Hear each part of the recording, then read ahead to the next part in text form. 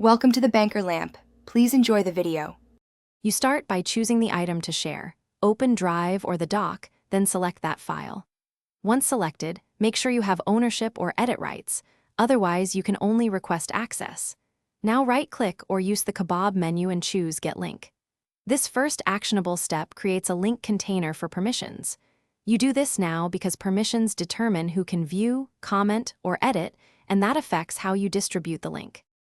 Once you click Get Link, you'll see restricted versus anyone with the link. Pick the latter when you need broad access. Then choose the role, viewer if they only read, commenter to allow feedback, or editor to permit edits. Each role has security trade-offs.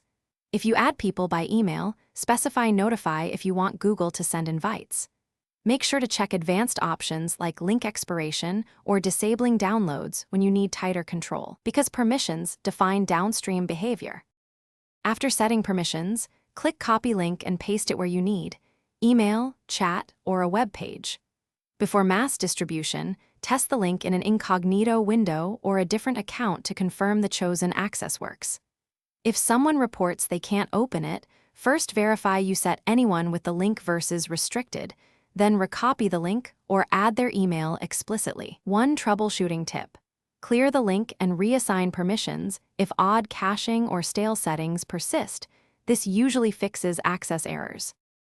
Thanks for watching. If this was helpful, leave a like and consider subscribing. See you next time.